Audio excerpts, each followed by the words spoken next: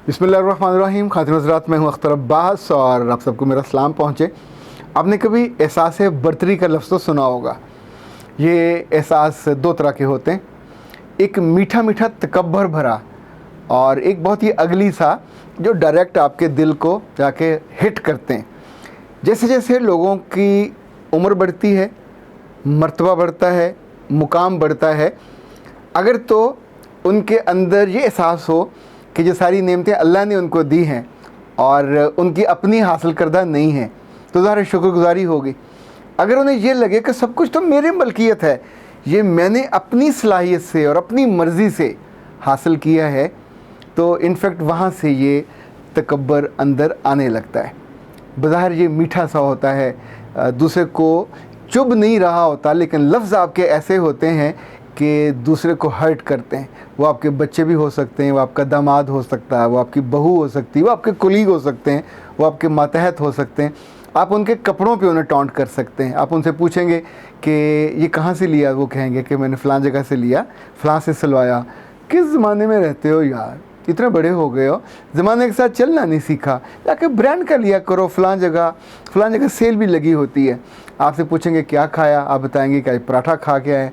क्या जाहिलों वाला काम है यार। बंदा नए ज़माने में आओ, कुछ चिल किया करो, सुबह ब्रेड का नाश्ता करो, कॉर्नफ्लेक्स ले लिया करो। वो इतनी सारी वैरायटी है बाबा, हर वैरायटी के साथ उसका एज, हर वैरायटी के साथ उसका एक पूरा मैनरिज्म होता है जो नाश्ता करने वाले को इंडिकेट करता है, उसको बताता है कि तुम थोड़ा पहले से उठ रहे हो। यानी आपने खाना पीना, उठना, बैठना, इवन आप कभी जाओगे किसी जगह, किस पे गए थे, किस गाड़ी पे गए थे, गाड़ी का साइज़ क्या था, गाड़ी का रंग क्या था, उस पे भी वो आपको हम तो ये करते हैं, हमारे पास तो ये। तो बाबा तुम्हारे पास है तो एंजॉय करो, दूसरे को क्यों तंग करते हो? दूसरे को आप ये जो टॉन्ट करते हो, समटाइम उसको नीचा दिखाते हो। अपने उम्र और मर्तबे और मुकाम के हिसाब से ये नहीं करना चाहिए।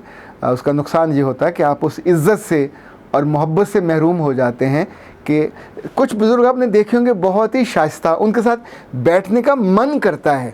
वो आपको हिट नहीं करेंगे, आपको हर्ट भी नहीं करेंगे, वो आप पे अटैक भी नहीं करेंगे। पर कुछ बुज़ुर्गों को, अब बुज़ुर्ग तो 50 के बाद लोग हो जाते हैं, यानी जब भी आपके अंदर अच्छी थॉट रुक जाए और बुरी थॉट ज़्यादा आने लग जाए तो भी आप बुढ़े तो हो जाओगे। इसी तौर पे ख़वातीन तो इससे जल्दी शुरू हो जाती हैं बूढ़ी होना, क्योंकि जब भी आप दूसरों पे तनकीद करने और उसके नक्स निकालने लग जाओगे तो आपकी जो फितरी खूबसूरती और उम्र है वो तो दोनों पीछे रह जाएंगे।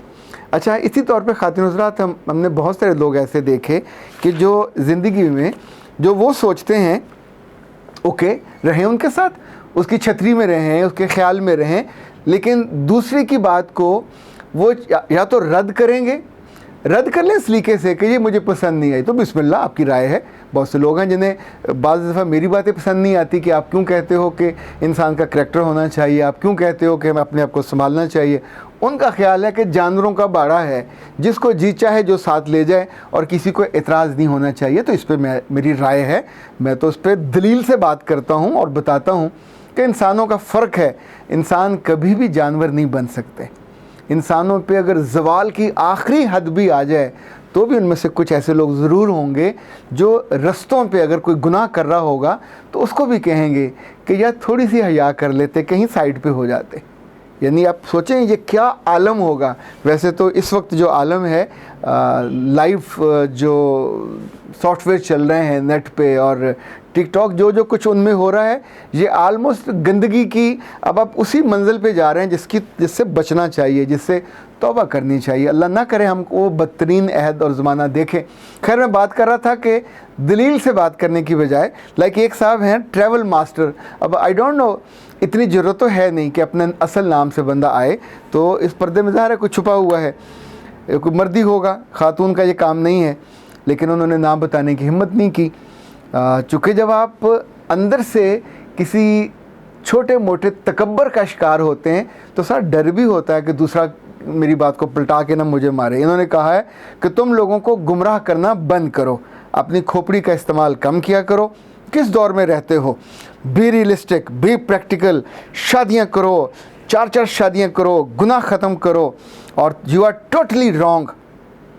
ट्रैवल मास्टर साहब, मैं तो ये भी नहीं कह सकता कि आप की राय का मैं एहतराम करता हूँ। ऐसी राय का मैं कैसे करूँगा एहतराम? राय का एहतराम तो तब होता है जब आप दूसरे की राय का एहतराम करें। मैंने तो आपके इन जुमलों के बारे में पढ़ते हुए भी मुरा इट लुक्स ऑड। एक शाइस्ता आदमी को, एक पढ़े लिखे आदमी को, आप ज़ाहिर है कोई जाहिल तो आप हो नहीं सकते, कभी भी किसी से भी बात करनी हो, छोटे से जब बड़े से, बात का एक मैनरिज्म होता है, एक सलीका होता है, एक तरीका होता है। वैसे बाय द वे, आपको क्या लगता है अगर आपकी बात मान ली जाए, सब लोग शादियां करने पे लग जाएं, जितने वो वादे तोड़ेंगे, जितने वो झूठ बोलेंगे, जितने फिर वो उन्हें हरामकारी करेंगे, जितने एक तनख्वाह से, एक आमदनी से तो एक बीवी नहीं संभलती, तो फिर 2-2, 3-3, 4-4 के लिए वो कहाँ से पैसा कमा के लाएंगे?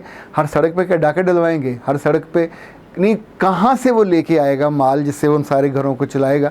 आपको लगता है सिर्फ जिन्स की आज़ादी करने से गुनाह रुक जाएगा? गुनाह का ताल्लुक सिर्फ जिन्स की आज़ादी थोड़ी है।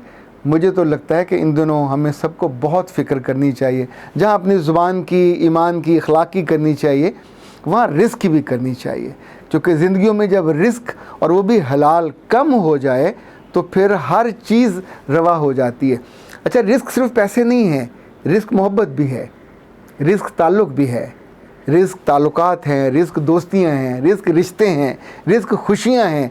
ये सारे रिस्क अगर हलाल ना हो, आप नाजायज़ तौर पे, कितने लोग हैं जो जायज़ रिश्तों में, सेक्सुअल रिश्तों में उन गंदी गलीज़ डिज़ायर्स को लेके आते हैं कि वो जायज़ रिश्ते भी हराम हो जाते हैं। कितने लोग हैं जो अल्लाह ने जिस चीज़ की उनको इजाज़त दी होती है, खूबसूरती दी होती है, उसको भी वो गंदा कर लेते हैं। तो थॉट का प्रोसेस यहाँ से है, साथ आपकी जेब से है। जो जो कमा के लाते हो, लाइक जो हराम कमा के लाएगा, जायज़ से नाजायज़ से, वो चाहेगा, वो चाहे कलम निगार हो, चाहे वो टीवी पे बैठा एंकर हो, वो चाहेगा कि यहाँ तो हर नुक्कड़ पे जो दुकान है वहाँ से शराब मिले, वहाँ से जो इस तरह की जितनी नशावर चीज़ें वो मिलें। उन्हें मुल्क बुरा लगेगा, उन्हें मुल्क का कानून बुरा लगेगा, चूँकि इसलिए कि उनके पास हराम माल है, तो उन्हें ख़र्च करने के लिए वैसी ही हराम चीज़ें चाहिए। जो हलाल का होगा तो ज़ाहिर है वो इस तरह के कामों में नहीं पड़ेगा। वो क्यों 2-2, 2.5, 3-3 हज़ार की बोतल पे खर्च करेगा या किसी को पिलाएगा? वो तो छोटी बोतल पिलाते हुए लोगों को तकलीफ़ होती है, तो ये पिलाते हुए, और अगर आपका हलाल का है तो कैसे सोचोगे, कैसे किसी को एंटरटेन करोगे? याद रखिएगा, जब मेहनत की कमाई होती है, मेहनत से कमाया हुआ रिश्ता हो, मेहनत से कमाई हुई सोच हो, तो आप उसकी हिफाजत भी शेर की तरह करते हैं। और अगर आपने मांगे तांगे से सारा लिया हुआ है, थॉट भी आपके मांगे तांगे के हैं, ख़यालात भी आपने इधर से पकड़े उधर से पकड़े और ओढ़ लिए, तो फिर ज़ाहिर आपको बहुत प्रॉब्लम नहीं होता। कोई ना कोई आके से कह देगा कि ये फ़लाँ से उठाया, फ़लाँ से उठाया। तो एट ट्रैवल मास्टर साहब, ये जितनी बातों का मैं इजहार कर रहा होता हूँ आपसे, मैं इनका ज़ुमा लेता हूँ और पूरी कन्विक्शन के साथ कह रहा होता हूँ। इस कन्विक्शन में हाशा व कल्ला कोई लालच नहीं होता। ये मेरी मोहब्बत है लोगों से, ये मेरी मोहब्बत है मेरे रब से, और मैं इसको प्लान करके करता हूँ कि ये मेरे लिए सदका जारिया बने। क्या वैसे बाय द वे, मेरा कोई क्लिप सुनने के बाद, कोई वीडियो देखने के बाद, मेरी कोई किताब पढ़ने के बाद किसी का जी चाहेगा कि वो गुनाह करने के निकल खड़ा हो? यानी आपको ऐसी उकसाहट महसूस होगी कि मैं तो गुनाह का भी जिक्र करता हूँ, तो जो लोग उस गुनाह में इन्वॉल्व होते हैं, कर रहे होते हैं, उनको भी शर्मसारी होने लग जाती है कि हमको नहीं करना चाहिए। हमने एतबार तोड़ा, हमने एतमाद तोड़ा, हमने अपने ईमान को रुखसत किया, हमने अपनी जान को ख्वार किया, हमने अपनी दुनिया बर्बाद की, साथ आखिरत बर्बाद की। ये जो तकब्बर है, ये मीठा हो या कड़वा हो, दोनों इंसानों को काटते हैं, दोनों इंसानों से दूर करते हैं।